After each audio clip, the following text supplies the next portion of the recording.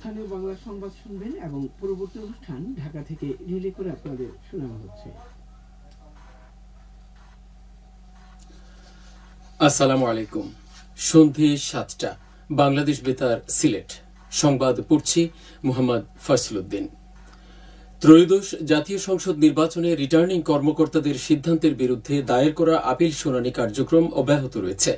রাজধানীতে নির্বাচন কমিশন ভবনের অডিটোরিয়ামে এই শুনানি শুরু হয়। আজ 381 ক্রমিক নম্বর থেকে 480 পর্যন্ত আপিলের শুনানি অনুষ্ঠিত হচ্ছে।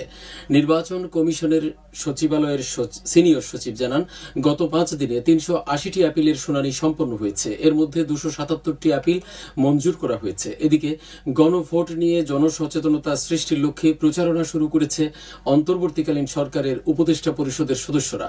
নির্বাচন মনিটরিং ও সহায়তা প্রদান সংক্রান্ত দায়িত্বপ্রাপ্ত উপদেষ্টা পরিষদের সদস্যরা আজ থেকে এই প্রচার কার্যক্রম শুরু করেছেন। এই কার্যক্রমের আওতায় তারা আগামী 21শে জানুয়ারি পর্যন্ত দেশের বিভিন্ন জেলায় গণভোটের গুরুত্ব, উদ্দেশ্য ও প্রক্রিয়া সম্পর্কে জনগণকে অবহিত করবেন।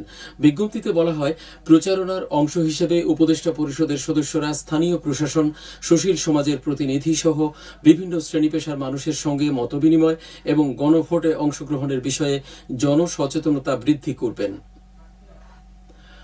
স্বাস্থ্য ও পরিবার কল্যাণ মন্ত্রণালয়ের উপদেষ্টা নুরজাহান বেগম ও মুক্তিযোদ্ধা বিষয়ক মন্ত্রণালয় এবং দুর্যোগ ব্যবস্থাপনা ও ত্রাণ মন্ত্রণালয়ের উপদেষ্টা ফারুকী আজম দুদিনের সরকারি সফরে আজ সিলেট আসছেন। সফরকালে উপদেষ্টাগণ আগামীকাল সকালে নগরীর সার্কিট হাউসে গণভোট উপলক্ষে সিলেট বিভাগের জেলা পর্যায়ের কোর অফিসারদের সঙ্গে মতবিনিময় করবেন। পরে নিজ নিজ মন্ত্রণালয়ের আওতায় সিলেট বিভাগীয় ও জেলা পর্যায়ের কর্মকর্তাদের সঙ্গে মতবিনিময় সভায় যোগদান করবেন।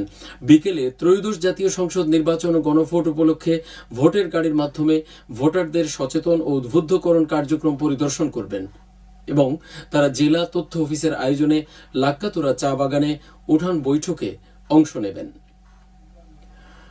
দেশের আবহাওয়ার ও জলাভূমির অস্তিত্ব রক্ষার কঠোর আইনি পদক্ষেপ নিয়েছে সরকার। আজ আইন মন্ত্রণালয়ের পাবলিক রিলেশনস অফিসার এই তথ্য জানান। হাওর বা জলাভূমি অবৈধ দখল, ভরাট কিংবা পানির স্বাভাবিক প্রবাহে বাধা সৃষ্টি করলে অনধিক 2 বছরের কারাদণ্ড অথবা 10 বছরের 10 লাখ টাকা অর্থদণ্ড প্রদান করা হবে। অধ্যাদেশ অনুযায়ী হাওর ও জলাভূমি এলাকা থেকে অনিয়ন্ত্রিত পানি উত্তোলন, মাটি, বালু বা পাথর আহরণ নিষিদ্ধ করা হয়েছে। এছাড়া পরিযায়ী পাখি শিকার, সংরক্ষিত জলজ প্রাণী ধরা, জলাবন বিনষ্ট করা এবং বিষটোপ বা কারেন্ট জাল দিয়ে মাছ ধরা দণ্ডনীয় অপরাধ হিসেবে গণ্য হবে।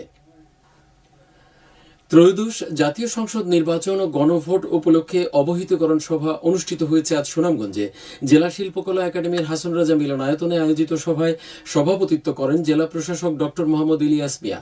সভায় জেলা পর্যায়ের বিভিন্ন দপ্তরের কর্মকর্তা, প্রতিদ্বন্দ্বী প্রার্থী, বিভিন্ন শ্রেণী পেশার মানুষ, বিভিন্ন প্রিন্ট ও ইলেকট্রনিক মিডিয়ার সাংবাদিকগণ উপস্থিত ছিলেন। জেলা প্রশাসন এই উদ্যোগ নেয়। ত্রয়োদশ জাতীয় সংসদ নির্বাচনে হবিগঞ্জ জেলা কারাগারে আটক থাকা 188 জন বন্দী পোস্টাল ব্যালটের মাধ্যমে তাদের ভোটাধিকার প্রয়োগ করবেন। বিষয়টি নিশ্চিত করেছেন রিটার্নিং কর্মকর্তা ও জেলা প্রশাসক আবুল হাসনাত মোহাম্মদ আরেফিন। নির্বাচন কমিশনের নির্দেশনা অনুযায়ী কারাগারে থাকা আইনগতভাবে ভোটাধিকার প্রাপ্ত বন্দীদের ভোট প্রদানের অধিকার নিশ্চিত করতে প্রয়োজনীয় সব প্রস্তুতি গ্রহণ করা হয়েছে। ইতোমধ্যে সংশ্লিষ্ট কর্তৃপক্ষের সঙ্গে সমন্বয়ের মাধ্যমে পোস্টাল ব্যালট বিতরণের কার্যক্রম শুরু হয়েছে। 3 দিনব্যাপী পিঠা উৎসব শুরু হয়েছে আজ মৌলভীবাজার সরকারি মহিলা কলেজে। 3 দিনব্যাপী এই পিঠা উৎসব উদ্বোধন করেন কলেজ অধ্যক্ষ প্রফেসর ডক্টর আবু ইউসুফ মোহাম্মদ শেরুজ্জামান। দেশের বিভিন্ন অঞ্চলের পিঠা সম্পর্কে বর্তমান প্রজন্মকে জানানো, এর স্বাদ গ্রহণ এবং বিলুপ্তপ্রায় পিঠার ঐতিহ্য তুলে ধরার লক্ষ্যে প্রতি বছরের মতো এবারও কলেজ কর্তৃপক্ষ এই উৎসবের আয়োজন করেছে। পিঠা উৎসবে 17টি স্টল স্থান পাচ্ছে। প্রতিদিন বিকেল 3টা থেকে রাত 8টা পর্যন্ত এই উৎসব সকলের জন্য উন্মুক্ত থাকবে। মৌলভীবাজারের হজরত সৈয়দ শাহ মুস্তফা রহমতুল্লাহি আলাইহির 685তম উরুস মোবারকের আজ শেষ দিন চলছে। 3 দিনব্যাপী এই উরুসে দেশের বিভিন্ন অঞ্চল থেকে ভক্ত ও আশিকানের পদচারণায় পুরো এলাকা মুখরিত হয়ে উঠেছে।